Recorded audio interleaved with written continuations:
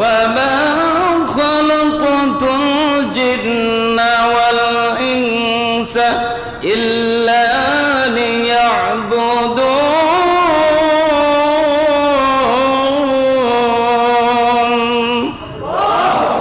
আল্লাহ পাক বলছেন আমি তোমাদেরকে এমনিতে দুনিয়া পাঠাই নাই, একটা উদ্দেশ্য আছে না নাই? আছে। কি উদ্দেশ্য? এই যে আমরা ফসল করছি, বৈশাখ মাস ধান লাগাইছি না, উদ্দেশ্য কি? সুন্দর ফসল হবে, এগুলো কেটে বাড়িতে নিয়ে আসবো, আমাদের রিজিকের ব্যবস্থা হবে, সিদ্ধ করে চাল বানাবো, এই চাল দিয়ে ভাত পাক করে খাবো, পিঠা বানায় খাবো। উদ্দেশ্যটা আছে না নাই? আছে। সন্তান বিদেশে পাঠাইছি, উদ্দেশ্য আছে না নাই? আছে। কি? যে আল্লাহর ইবাদত করবো, ঠিক। সন্তান বিদেশ থেকে কিছু টাকা পাঠাবে, আল্লাহর রাস্তা দান করতে পারবো, নিয়ত থাকবে বান্দার ভালো, এবং সুন্দর একটা বাসস্থান করে এখানে বসবাস করব, ইবাদত করব, দান খায়রাত করব, অর্থাৎ দুনিয়াতে যেন শান্তিতে বসবাস করতে পারি, এই জন্য সন্তান বিদেশে পাঠাইছে। এটা উদ্দেশ্য না? সব কিছুর একটা উদ্দেশ্য আছে। উদ্দেশ্য ছাড়া কাজ করে একমাত্র পাগলে। কি? একজন পাগল, তার মাথা ঠিক নেই, কোথায় যে হাঁটতেছে রাস্তা দেয়া, মাইলে মাইল হাঁটা যেতেছে, জিজ্ঞেস করেন ভাই কোথায় যাও, কোনো জব নেই, উদ্দেশ্য নেই, কারণ তার ব্রেন নাই, উদ্দেশ্য নেই।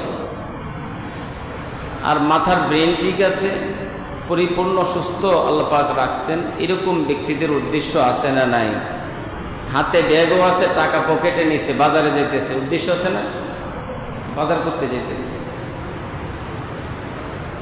এরকম ভাবে আল্লাহ পাকের উদ্দেশ্য হলো আমি বান্দা সৃষ্টি করেছি আমার ইবাদত করার জন্য। সুবহানাল্লাহ বলি। ওমা খালাকতুল জিন্না ওয়াল ইনস, মানুষ এবং জিন আমি সৃষ্টি করতাম না, কিন্তু করছি কেন? আমার গোলামি করার জন্য, আমার দাসত্ব করার জন্য। আমি যে মনিব, এই মনিবের সামনে সে যে মাথা নত করবে, তখন আমি আল্লাহ তাআলার কাছে খুশি লাগবে যে আমি এই জন্যই বান্দাকে তৈরি করেছি। সুবহানাল্লাহ।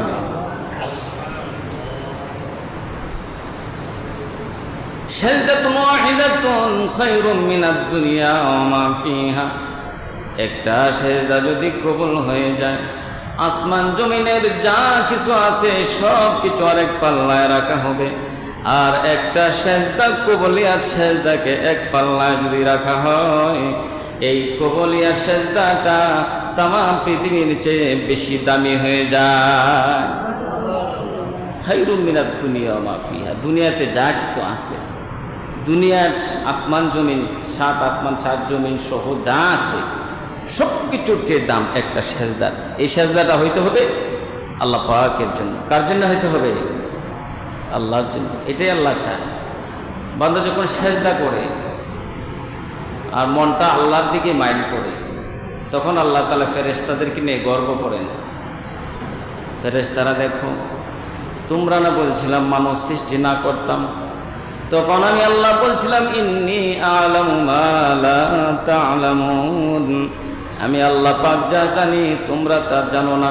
অর্থাৎ এমন মানুষ আমি বানাইতে চাই যে মানুষগুলো আমি আল্লাহর গোলামি করবে, আমি আল্লাহ তাদেরকে জান্নাতের মালিক বানায় দেব। সুবহানাল্লাহ। তাহলে একটা উদ্দেশ্য আছে না নাই? আল্লাহ পাকের মানুষ সৃষ্টি করছে যে, অবশ্যই উদ্দেশ্য আছে, অবশ্যই উদ্দেশ্য আছে। উদ্দেশ্য যারা কাজ করে, যাদের ব্রেন নেই। মানুষের উদ্দেশ্য আছে।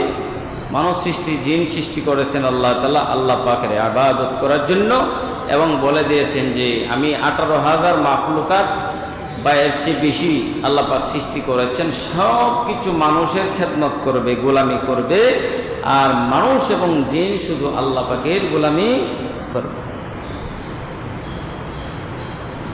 মানুষ তোমরা যেন সুন্দর করে আমি আল্লাহকে সিজদা করতে পারো, এমন একটা সমতল ভূমি তোমাদেরকে দান করে দিলাম, জমিন দান করে দিলাম। এই জমিনের নিচে পানি আছে, পাহাড় দিয়া ফেরেক মেরে জমিনটাকে আমি আল্লাহ স্তব্ধ করে দিয়েছি, স্থির করে দিয়েছি। জমিন রে, তুমি যদি বান্দাকে ডিস্টার্ব করো তো ওই বান্দা যদি নিচের দিকে দেবে যায়, আমি আল্লাহকে সেজদা করতে পারবে না। এই তোমার উপরে বান্দা বিল্ডিং করবে, ঘর বাড়ি করবে, এই তোমার উপরে গাছ লাগানো হবে, সেই গাছের মধ্যে ফসল হবে, এই ফসল খেয়ে আমার বান্দা শক্তি সঞ্চয় করবে, শক্তি অর্জন করবে। সেই শক্তির দিয়া আমি আল্লাহ তাআলার সামনে বান্দা দাঁড়ায় দাঁড়ায় ইবাদত করবে, আমি আল্লাহর গোলামি করবে। এই জন্যই কিন্তু জমিন আমি তোমাকে সৃষ্টি করেছি। সুবহানাল্লাহ। وأنزل من السماء ماء فأخرج به من الثمرات رزقا لكم فلا تجعلوا لله أندادا وأنتم تعلمون।